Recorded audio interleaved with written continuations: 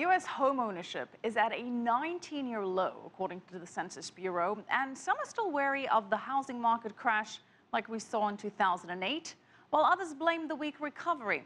Now, for a deeper look at what's holding home buyers back, we joined by Dr. Jeff Tanenbaum, a licensed real estate salesperson with Halstead Property. Dr. Tanenbaum, good to have you on the show. Thank you for having me. So, U.S. home buyers deterred from buying a home or unable to buy a home. What's going on here? Well, I think that U.S. home buyers in general can be subdivided. The new first-time home buyer is probably very frustrated because the supply has been so low. Inventory across the country is probably lower than it's been in years. And with that, supply and demand, the fact is that many people are vying after the same properties, which force the first-time home buyer to throw their hands up and say, I can't compete, I am not able to pay this, and they're sitting out, which is very, very disappointing for many. Because I still maintain that the dream, the American dream of owning a home is as solid as it's always been, but the ability to move forward in this market is tough. Well, the supply and demand issue is not only causing issues with home buying, it's also causing issue with home rentals, because according to the latest study at Harvard University, almost half of all renters are paying more than 30% of their income on rent, and that's double the percentage that we saw in 1960. So people can't afford to buy, they're struggling to rent. Why? Is this all down to supply and demand?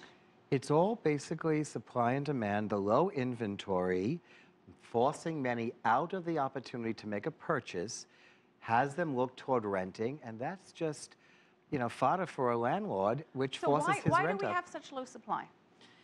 I think we have low supply because we had a very difficult winter, and I think that sellers probably watching the prices go up as themselves after I have sold. But we're talking where do about I go? one season. I mean, the supply problem has obviously been going on for a while. If we're having first-time home buyers at a 19-year low, can we really blame one bad winter on that? No, we're not going to blame one bad winter. We're probably going to just blame the fact that we're coming off of a wave of difficulty in the home industry, if you will, 2008, 9, and 10.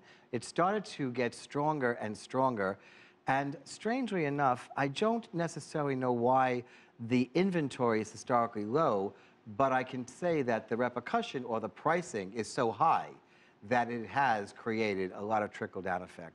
So what should be done by the U.S. government to firstly encourage first-time home buyers?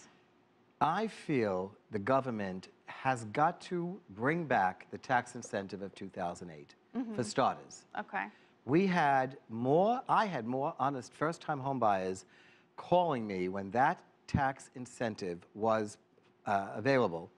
You cannot imagine. Everyone wanted to close before, this was April 2008 to December 2008. They wanted to close before January. That $7,500 for many may not be considered a lot of money, but for a first-time home buyer, it covers their entire closing cost in a lot of instances. And many were very anxious to secure their home and close before the end of the year. Well, mortgages have been very tough to get. Credit is tight. Should the government be relaxing lending standards? Should we have Fannie and Freddie? Should the government be doing more along those lines? My fear is that before 2008, when we had the entire crash in real estate and the mortgage crisis, I remember that there were so many lenders who were giving so much more than necessary, 150%. Right. It put people who bought a home in jeopardy because they really couldn't afford their mortgage. And all we wound up with was foreclosure rates through the roof. So if looser lending standards aren't the solution, as to your point, because it could bring about the housing crisis that we saw in 2008, short of a tax incentive, what can we do? Can the government be building houses for people themselves? That could be one alternative, but I really feel, and I've had others discuss this with me as well, the government could very well give corporations tax benefits, tax breaks, tax incentives to create funds for helping their employees put money away targeted for a down payment. The biggest issue with many first-time home buyers is the down payment. Right. Once they find that they have the down payment and then they've understood the expenses involved in home ownership, whether it be single-family, condo, homeowner association fees, maintenance, common charge, etc., they can really understand if they can afford that 31% and less of their gross income per month going toward a home or their housing expense.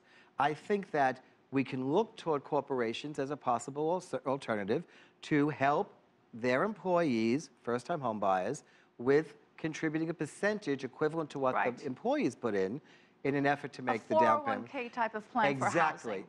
That was brilliant. A 401k for housing is what I'm looking for. We're going to have to leave it there, but basically tax incentives is your prescription. Thank you very much.